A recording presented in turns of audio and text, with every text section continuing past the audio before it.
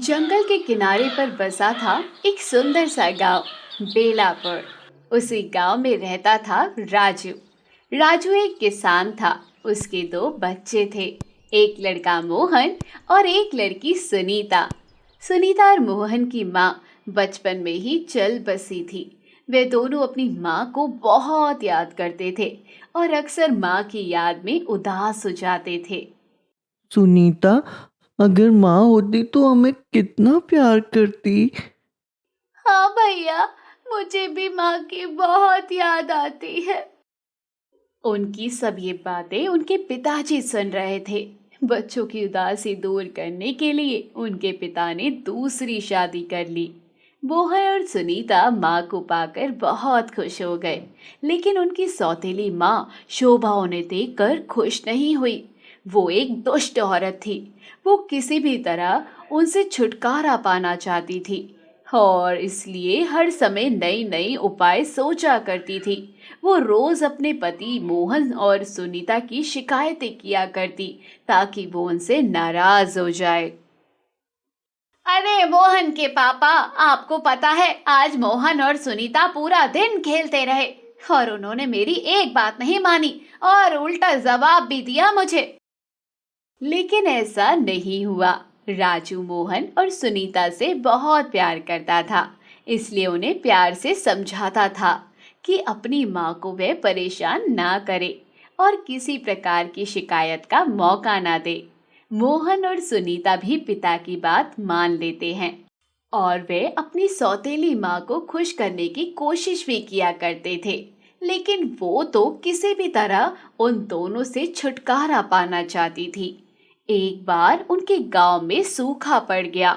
लोग खाने को मोहताज हो गए। इस स्थिति में सौतेली माँ मोहन और सुनीता से और ज्यादा चिढ़ने लगी। उन्हें खिलाना पिलाना उसे मुसीबत लगने लगा। एक रात वो अपने पति से बोली, गांव में पूरा सूखा पड़ा है, खाने के लाले पड़े हैं। ऐसे में हम मोहन और सुनीता को अपने साथ नहीं रख सकते। हमें उन्हें जंगल में छोड़ाना चाहिए।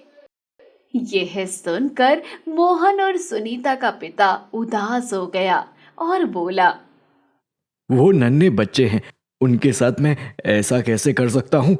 कुछ तो उन पर दया करो। मैं कुछ नहीं जानती। इस समय हमें अपने बारे में सोचना चाहिए। अरे हम खुद की खाने की व्यवस्था नहीं कर पा रहे हैं, उनकी कहाँ से करूंगी। अरे मेरी बात मानो, हम कल उन दोनों को जंगल में ही छोड़ कर आएंगे। सौतेली माँ ने अपना फैसला सुना दिया, जिससे मन मार कर मोहन और सुनीता के पिता ने मान लिया। इन दोनों की बातें मोहन ने सुन ली, जो उस समय जाग रहा था। वो तुरंत घर के आंगन में गया और बहुत कोने में रखे डब्बे से अपने कुछ कंचे अपने पास रख लिए। अगली सुबह सौतेली माँ उनसे बोली, मोहन और सुनीता, हम लोग लकड़ियां काटने जंगल जा रहे हैं। तुम दोनों भी हमारे साथ चल रहे हो। चलो जल्दी तैयार हो जाओ। मोहन और सुनीता जंगल जाने के लिए तैयार हो गए। मोहन ने अपने कंचे अपनी पैंट की जेब में रखे, फिर सब जंगल के लिए निकल पड़े।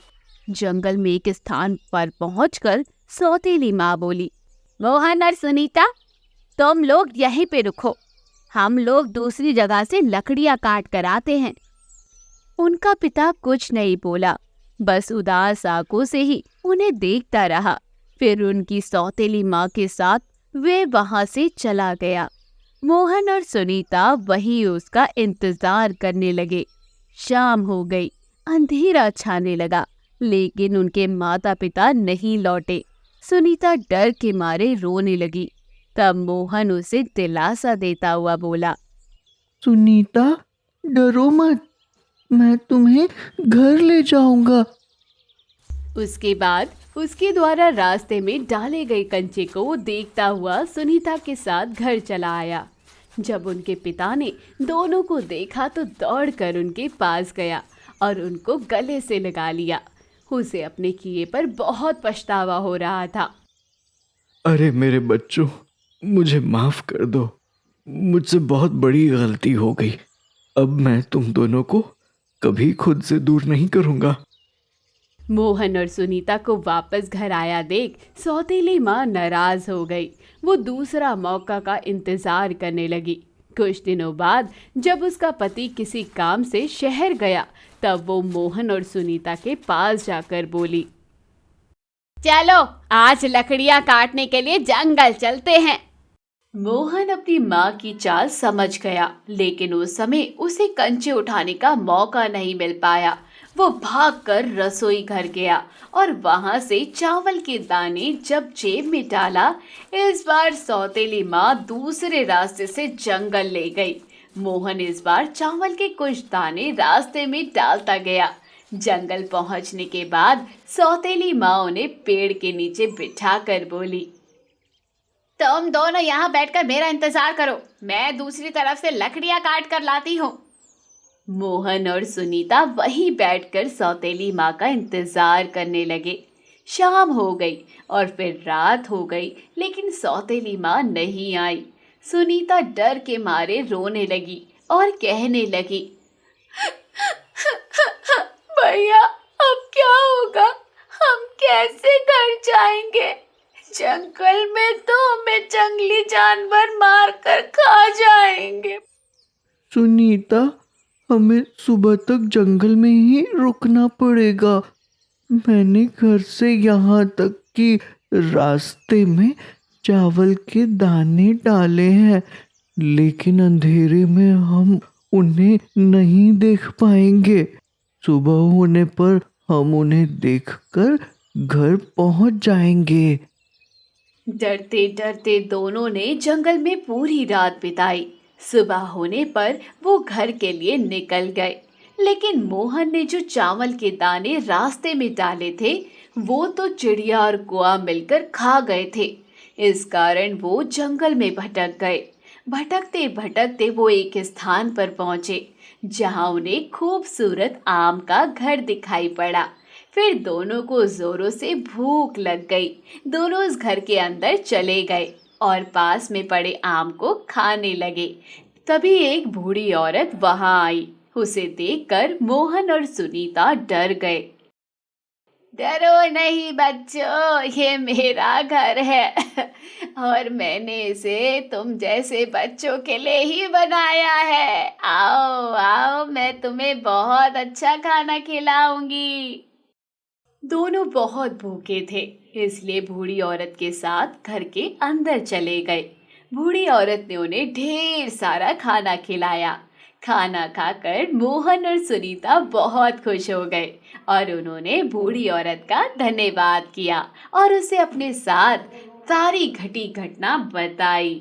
और उन्होंने उसे बताया कि वे अपने घर का रास्ता भूल गए हैं और वो जंगल भटक गए। उन्होंने बूढ़ी औरत से पूछा, क्या आप हमारे घर पहुंचा दोगी अम्मा? यह सुनकर बूढ़ी औरत जोर जोर से हंसने लगी। अब तुम लोग यहाँ से कहीं नहीं जा सकते, यहीं रहना होगा तुमको। मैं तुम दोनों को खाकर अपनी भूख मिटाऊंगी। दरअसल वो बूढ़ी औरत एक चुड़ैल थी जो बच्चों को मारकर खाया करती थी। आम का घर उसने बच्चों को आकर्षित करने के लिए ही बनाया था। उसने मोहन को एक पिंजरे में कैद कर दिया और बोली, है लड़के, तू इस पिंजरे में बंद रहे। जब मोटा ताजा हो जाएगा तब मैं तुझे तल कर खा लूंगी। सुनीता को उसने घर के सारे काम में लगा दिया। मोहन और सुनीता डर से जीने लगे। वो दोनों वहां से बाहर निकलने का उपाय भी सोचते रहते थे। एक दिन बूढ़ी चुड़ैल सुनीता से बोली, आज एक गरम बर्तन में तेल गरम करो, मैं उसमें मोहन को तलकर खा जाऊंगी। सुनीता डर गई। वो मोहन के पास जाकर उसको पूरी बात बताने लगी। तो उसने बाहर निकलने का एक उपाय सोचा। उसने वो उपाय सुनीता के कान में बताया। फिर सुनीता एक बड़े से बर्तन में तेल गर्म करने लगी। कुछ देर बाद बूढ़ी चुड़ैल आई और सुनीता से पूछने लगी, तेल गरम हो गया क्या? मैं इतनी छोटी सी हूँ, ये बड़ा सा बर्तन, इसमें झांक कर कैसे देखूं? आप खुद ही देख लो ना। तभी बूढ़ी चुड़ैल बोली, ठीक है, और एक कुर्सी पर चढ़कर बर्तन में झांकने लगी। तभी पीछे से सुनीता ने उसे गरम तेल के बर्तन में धक्का दे दिया। हाय हाय, मैं जल गई, अरे बचाओ बचाओ, मैं मर गई हूँ। गरम तेल में जलकर चुड़ैल उसमें मर गई। सुनीता ने मोहन को पिंजरे से आजाद कर दिया। मोहन सुनीता से बोला, अब हमें बिना देर किए यहाँ से बाहर निकल जाना चाहिए। भाई, मैंने यहाँ एक मटके में ढेर सारा सोने के सिक्के और हीरे जवाहरात से भरा मटका देखा है। क्यों ना हम उनमें से कुछ अपने साथ ले जाएं? इससे हमारी गरीबी दूर हो जाएगी और हम कभी भी भूखे नहीं रहेंगे। हमारे माता पिता भी हमें घर से नहीं निकालेंगे। दोनों सोने के कुछ सिक्के और हीरे जवाहरात लेकर एक थैले में डालकर घर से बाहर निकल गए। इधर उधर जंगल में भटकते भटकते वो किसी तरह शाम ढले घर पहुंच गए। वहां उन्होंने देखा कि उनका पिता घर के बाहर उदास बैठा हुआ था। वे जब पिताजी के पास पहुंचे तो वह उन्हें देखकर रो पड़ा और उन्हें गले लगाते हुए बोला, बच्चों, मुझे माफ कर दो। मेरी वजह से तुम दोनों को इतनी परेशानी हुई है। अब तुम्हें कोई परेशानी नहीं होगी। मैंने तुम्हारी सौतेली माँ को घर से निकाल दिया है। मोहन और सुनीता ने अपने साथ घटी घटना पिताजी को बताई और उसे सोने के सिक्के और हीरे जवाहरातों की थैली दे दी, जिससे उनकी गरीबी दूर हो गई और अब वो खुशी खुशी रहने लगे।